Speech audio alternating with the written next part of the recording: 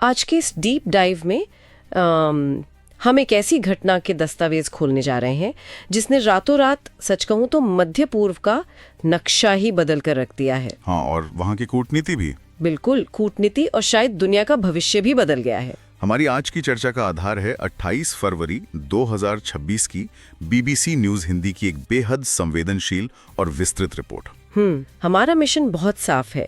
Iran के सर्वोच्च नेता आयतुल्ला अली खामेनेई की जो अचानक मौत हुई है और उसके बाद पूरे क्षेत्र में जो एक अभूतपूर्व सैन्य उथल पुथल मची है, जो कि अभी भी जारी है। जी बिल्कुल जारी है।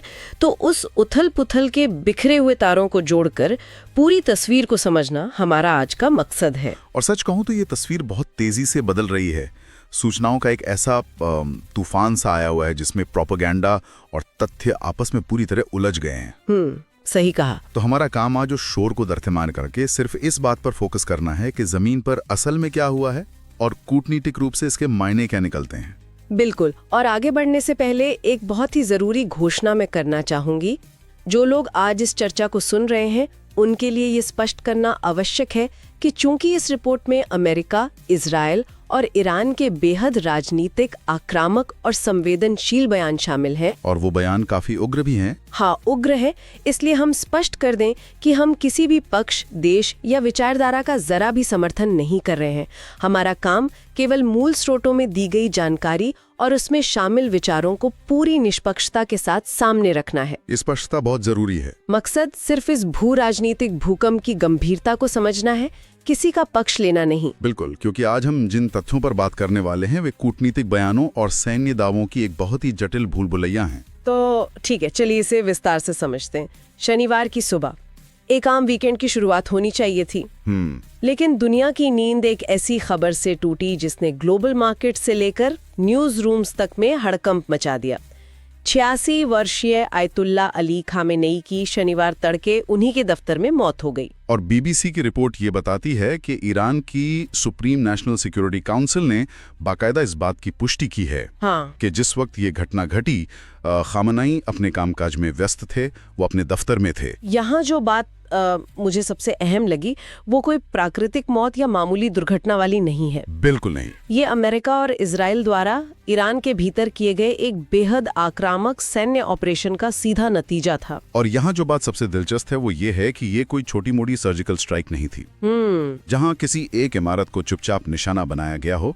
अगर हम इजराइल डिफेंस फोर्सेज यानी IDF द्वारा जारी किए गए आंकड़ों को देखें, जो कि रिपोर्ट में दिए गए हैं, हाँ, जो रिपोर्ट में है, उन्हें देखकर इस ऑपरेशन के पीछे की असली सैन्य ताकत समझ में आती है। एक मिनट रुकिए, जब आप अभूतपूर्व या असली ताकत कह रहे हैं तो इसका पैमाना क्या है? पैमाना बहुत विशाल है, क्योंकि BBC की रिपोर्ट में जो सैटेलाइट तस्वीरें BBC वेरीफाई ने जांची हैं वे तो एक अलग ही कहानी बयां कर रही हैं। राजधानी तेहरान के जमहूरी स्क्वायर और हसनाबाद स्क्वायर, जो कि बेहद अहम और व्यस्त इलाके हैं, वहाँ आसमान में सिर्फ धुआं ही धुआं था। और जो लीडरशिप हाउस कंपाउंड है, यानी जहां ईरान का सर्वोच्च नेतृत्व बैठता है, उसकी कई इमारतें पूरी तरह काली पड़ चुकी हैं। मलबा साफ देखा जा सकता है तस्वीरों में। तो पैमाने का अंदाजा इसी बात से लगाया जा सकता है कि IDF के अनुसार इस एक रात के ऑपरेशन में लगभग 200 लड़ाकू विमानों ने हिस्सा लिया। 200 विमान? ये बहुत बड़ी संख्या है। 200 विमान। किसी भी संप्रभु देश के हवाई क्षेत्र में इतने विमानों का घुसना और 500 से ज्यादा हथियार गिराना कोई छोटी बात नहीं है। वाकई। इसके लिए सबसे पहले ईरान के पूरे एरियल डिफेंस सिस्टम यानी हवाई सुरक्षा चक्र को अंधा और पंगु करना जरूरी था। बिना उसके इतने विमान अंदर जा ही नहीं सकते। तो इसका सीधा मतलब है कि ये सिर्फ खामेनेई को रास्ते से हटाने का ऑपरेशन नहीं था। बिल्कुल नहीं। ये तो ईरान की रक्षा करने वाली पूरी मशीनरी को नष्ट करने का एक ब्लूप्रिंट था। सही कहा। ईरानी रेड क्रीसेंट के प्रवक्ता के जो आंकड़े रिपोर्ट में हैं, वे इस बात की तस्दीक करते हैं। ईरान के 31 में से 24 प्रांतों को इस हमले का निशाना बनाया गया। 24 प्रांत? लगभग पूरा देश? हाँ, 24 प्रांतों में एक साथ हमले। इसमें 201 लोग मारे गए और 747 घायल हुए। और मरने वालों की सूची पर गौर करना बहुत जरूरी है। ये केवल आम नागरिक या निचले स्तर के सैनिक नहीं है। इस हमले में ईरान के रक्षा मंत्री ब्रिगेडियर जनरल अजीज नसीरजादे और IRGC के कमांडर भी। हाँ, ईरान की एलीट फोर्स जो है IRGC, उसके commander major general Mohammad Pakpour सहित 7 शीर्ष अधिकारी मारे गए हैं। बाप रे। ये ईरान के सैन्य नेतृत्व की पूरी कमांड चेन को जड़ से उखाड़ फेंकने जैसा है। ये एक बहुत बड़ा झटका है किसी भी देश के लिए। और जैसे ही जमीन पर बमबारी थोड़ी शांत हुई, वैसे ही शब्दों और बयानों की बमबारी शुरू हो गई। वो तो होना ही था। ये अपने आप में एक अलग तरह का युद्ध है। अमेरिकी राष्ट्रपति डोनाल्ड ट्रंप ने सोशल मीडिया पर जो लिखा वो किसी भी कूटनीतिक भाषा से बहुत दूर था। बहुत ही सीधा बयान था उनका। हाँ, उन्होंने सीधे तौर पर लिखा कि इतिहास के सबसे बुरे लोगों में से एक की मौत हो चुकी है। और दूसरी तरफ इजराइल के प्रधानमंत्री बिन्यामिन नेतन्याहू ने टेलीविजन पर आकर इसे एक तरह की आज़ादी का जश्न घोषित कर दिया। उन्होंने तानाशाही के खत्म होने की बात कही। बिल्कुल। उन्होंने कहा कि तानाशाह का कंपाउंड तबाह कर दिया गया है और अब ईरानी लोगों के लिए जुल्म से आज़ाद होने का समय आ गया है। अगर हम इसे व्यापक संदर्भ से जोड़कर देखें तो इन बयानों के पीछे सिर्फ एक दुश्मन की मौत की खुशी नहीं है। तो फिर क्या है? इसके पीछे एक बहुत ही सदी हुई राजनीतिक रणनीति है। ट्रंप के बयान का दूसरा हिस्सा और भी ज्यादा ध्यान देने लायक है, जिसमें उन्होंने नेवी की बात की थी। हाँ, उन्होंने ईरान के मिसाइल उद्योग को मिट्टी में मिलाने और उनकी नेवी को खत्म करने की चेतावनी दी है। इसके पीछे का असली खेल है परमाणु समझौता। मतलब ये हमला उन धमकियों का नतीजा है जो पिछले कई हफ्तों से लगातार दी जा रही थी। बिल्कुल। रिपोर्ट में साफ तौर पर जिक्र है कि ट्रंप प्रशासन लगातार ईरान पर एक नए परमाणु समझौते के लिए दबाव बना रहा था और सैन्य कार्रवाई की धमकियां दे रहा था। ये हमला दरअसल दुनिया को और खासकर ईरान को ये दिखाने का तरीका है कि वह धमकियां केवल गीदड़ भभकी नहीं थी, वो सच में एक्शन ले सकते थे। जी। जब उन्होंने कहा कि वे ये पक्का करेंगे कि ईरान को परमाणु हथियार न मिले, तो उन्होंने उस दिशा में सबसे बड़ा कदम उठा लिया है। लेकिन ईरान का नजरिया इस पूरी घटना को लेकर एकदम अलग है और ये पीआर या जनसंपर्क का एक बहुत ही अजीबोगरीब पहलू है। वो कैसे? तस्नीम न्यूज़ एजेंसी, जो कि ईरान की एक प्रमुख एजेंसी है, उसने खामेनेई के दफ्तर में मारे जाने को एक प्रकार की नैतिक जीत के रूप में पेश किया है। अच्छा। हाँ, उनका तर्क है कि दुश्मन या अफवाह फैला रहे थे कि खामेनेई डरकर कहीं छिप गए हैं बंकर में। तो दफ्तर में सामान्य रूप से काम करते हुए मारे जाना इस तथाकथित मनोवैज्ञानिक युद्ध का करारा जवाब बताया जा रहा है। ये युद्ध के समय का क्लासिक नैरेटिव मैनेजमेंट है। बिल्कुल। जब आपका सबसे बड़ा नेता मारा जाए और आपकी रक्षा प्रणाली ढह जाए, तो जनता के मनोबल को बनाए रखने के लिए ऐसी ही भाषा का इस्तेमाल किया जाता है। हार को शहादत और गर्व में बदल देना एक बहुत पुरानी कूटनीतिक चाल है। और ईरान के विदेश मंत्री अराची का बयान इसी बात को आगे बढ़ाता है। उन्होंने क्या कहा? उन्होंने इसे अमेरिका और इजराइल की बिना उकसावे की गैर कानूनी और नाजायज जंग करार दिया है और बहुत ही तीखे शब्दों में एक कठोर जवाब देने की कसम खाई है।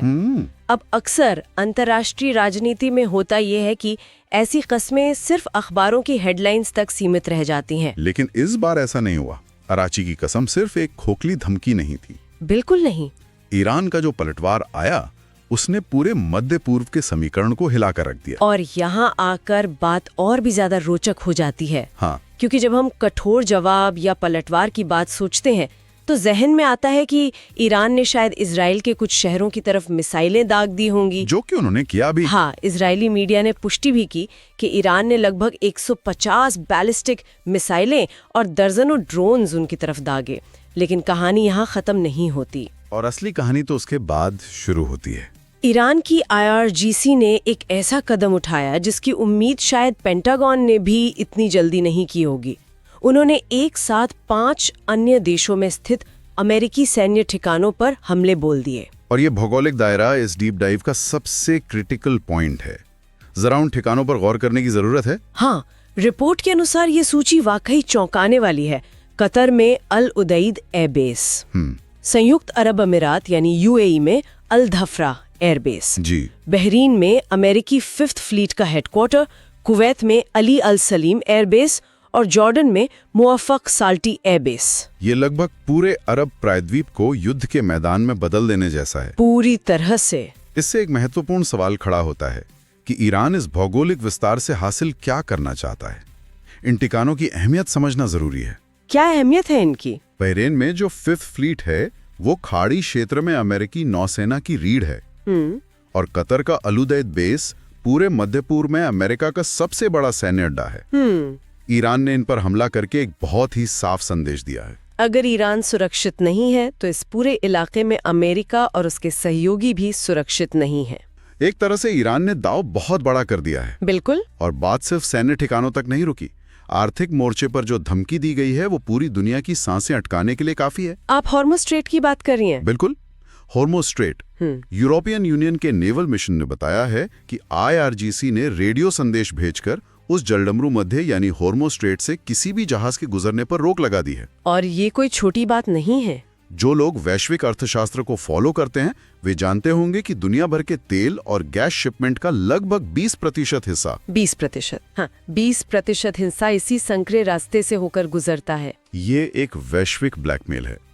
अगर हॉर्मुज़ स्ट्रेट एक हफ्ते के लिए भी बंद हो जाए तो दुनिया भर में कच्चे तेल की कीमतें आसमान छूने लगेंगी। सप्लाई चेन पूरी तरह टूट जाएगी। हाँ, सप्लाई चेन टूट जाएगी और इसका सीधा असर हर देश की अर्थव्यवस्था पर पड़ेगा। ईरान जानता है कि उसके पास अमेरिका जैसी आधुनिक वायुसेना नहीं है, इसलिए वो वैश्विक अर्थव्यवस्था की दुखती रग पर चोट कर रहा है। और इस पूरे अफरा तफरी के बीच सूचनाओं का जो युद्ध चल रहा है वो किसी डार्क कॉमेडी से कम नहीं लगता। वो कैसे? क्योंकि दोनों पक्ष अपने अपने दावों के साथ खड़े हैं।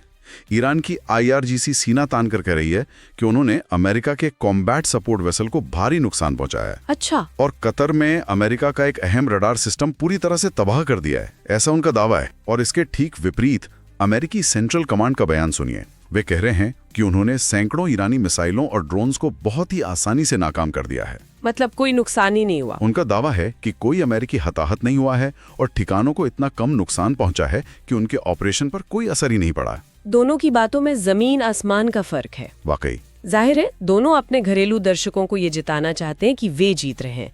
कोई भी कमजोर नहीं दिखना चाहता है ऐसे समय में। ये हर युद्ध का पहला नियम है, सच्चाई सबसे पहली बलि चढ़ती है। लेकिन इस कूटनीतिक PR और बयानों के आड़ में एक सच्चाई ऐसी है जिसे छुपाया नहीं जा सकता, और वो है इस तनाव का जमीनी असर। तो इस सब का असल मतलब क्या है? जो लोग इस डीप डाइव को सुन रहे हैं उन्हें ये नहीं सोचना चाहिए कि ये महज राजनेताओं और जनरलों के बीच बिछाई गई बिसात है। बिल्कुल नहीं। इसका सीधा और हिंसक असर आम जनजीवन पर पड़ रहा है। सबसे पहले ग्लोबल एविएशन यानी नागरिक उड्डयन को ही ले लीजिए।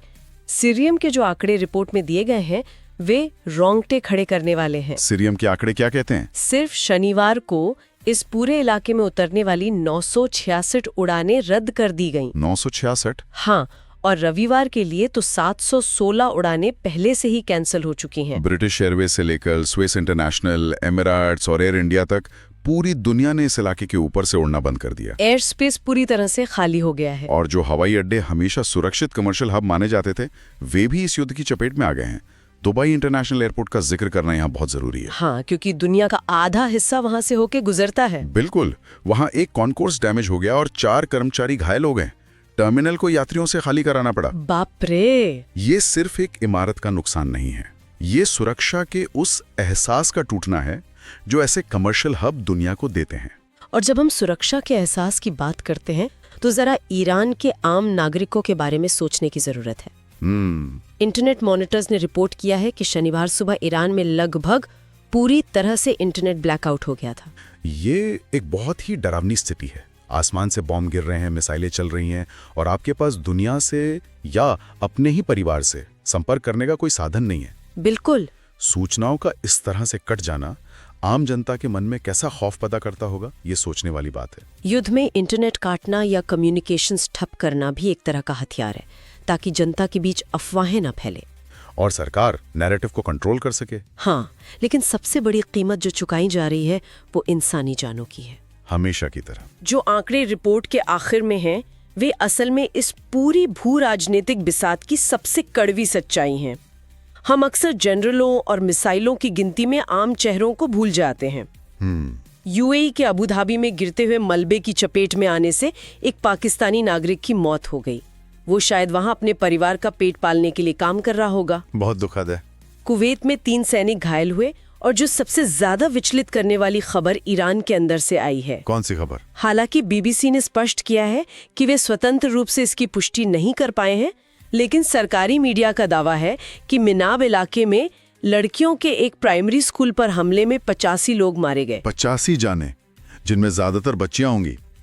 ये वो मानवीय कीमत है जिसे कोई भी देश अपनी प्रेस रिलीज में प्रमुखता से नहीं छापना चाहता। बिल्कुल। ब्रिटेन के फॉरेन ऑफिस ने हालात के नज़ाकत को देखते हुए 8 देशों के लिए ट्रैवल गाइडलाइंस जारी की हैं और लोगों से सुरक्षित ठिकानों में पनाह लेने को कहा है। ये अब महज ईरान और इजराइल की लड़ाई नहीं रह गई है। नहीं, इसका दायरा बहुत बड़ा हो गया है। इस पूरे डीप डाइव ने हमारे सामने जो तस्वीर पेश की है वो ये है कि एक ही रात के भीतर कूटनीति, सत्ता और युद्ध के सारे पुराने नियम चकनाचूर हो गए हैं। सही कहा। एक तरफ अमेरिका और इजराइल का वो अत्यधिक लक्षित ऑपरेशन था जिसने ईरान के सर्वोच्च नेतृत्व और रक्षा तंत्र की जड़ें काट दी, और दूसरी तरफ ईरान का वो बेतहाशा पलटवार था जिसने कई देशों की संप्रभुता को लांघते हुए अमेरिकी ठिकानों को एक साथ निशाना बनाया। इस घटनाक्रम की गूंज सिर्फ कुछ महीनों तक नहीं बल्कि आने वाले कई सालों तक वैश्विक राजनीति में सुनाई देगी। और इसी बात से एक ऐसा पहलू निकलकर सामने आता है जिस पर शायद अभी दुनिया की मीडिया का पर्याप्त ध्यान नहीं गया है। वो क्या है? जो इस रिपोर्ट के तथ्यों की बीच ही छिपा हुआ है। डोनाल्ड ट्रंप और बेंजामिन नेतन्याहू दोनों ने ही अपने बयानों में ईरानी नागरिकों से सीधे तौर पर अपनी सरकार का तख्तापलट करने और अपना देश वापस लेने का आह्वान किया है। हाँ, दोनों ने आम जनता को संबोधित किया था। ये बाहर से सुनने में लोकतंत्र और आजादी के एक बड़े अवसर जैसा लगता है, लेकिन जब किसी देश का शीर्ष नेतृत्व जो दशकों से सत्ता में था अचानक एक झटके में खत्म हो जाता है और सेना के शीर्ष कमांडर मारे जाते हैं, तो जमीनी स्तर पर सत्ता का एक बहुत विशाल खालीपन पैदा होता है। एक पावर वैक्यूम। हाँ, एक पावर वैक्यूम। ये एक बहुत ही जटिल स्थिति है। सत्ता का ऐसा खालीपन कभी भी शांति से नहीं भरता। यही सबसे बड़ा सवाल है। क्या सच में आम नागरिक इस अफरा तफरी और मिसाइलों के शोर के बीच वो आजादी हासिल कर पाते हैं जिसकी उम्मीद बाहरी दुनिया कर रही है, या फिर कुछ और होता है? या फिर इस पावर वैक्यूम का फायदा उठाकर सेना का कोई और गुट या IRGC का कोई और भी ज्यादा कट्टर धड़ा चुपचाप सत्ता पर पूर्ण नियंत्रण स्थापित कर लेता है? ये तो एक बहुत ही डरावनी संभावना है, क्योंकि इतिहास हमें बताता है कि जब सत्ता के पुराने ढांचे गिरते हैं तो नया ढांचा अक्सर उसी के हाथ में जाता है जिसके पास संकट के समय हथियार और संगठन होता है। बिल्कुल सही बात है। ये एक ऐसा सवाल है जिस पर आने वाले दिनों में न सिर्फ मध्य पूर्व बल्कि पूरी दुनिया की नजरें टिकी होंगी कि इस धुएं और मलबे के छटने के बाद ईरान को असल में कौन चला रहा होगा। ये वाकई सोचने पर मजबूर कर देने वाला विचार है। जब कोई बड़ी इमारत गिरती है तो उसका मलबा किस दिशा में गिरेगा और उसकी जगह क्या बनेगा, ये अक्सर किसी के नियंत्रण में नहीं होता। बिल्कुल। जो लोग इस डीप डाइव को सुन रहे हैं उनके लिए एक अहम सवाल है जिसे उन्हें खुद से और खबरों से पूछते रहना होगा। स्थिति पर नजर बनाए रखनी होगी। इस जटिल रिपोर्ट के विश्लेषण को हम यहीं विराम देते हैं। दुनिया तेजी से बदल रही है, इसलिए तथ्यों को खंगालते रहिए, सवाल पूछते रहिए और जानकारी की तह तक जाने की अपनी इस आदत को बनाए रखिए। धन्यवाद। इस डीप डाइव में हमारे साथ जुड़ने के लिए बहुत बहुत धन्यवाद।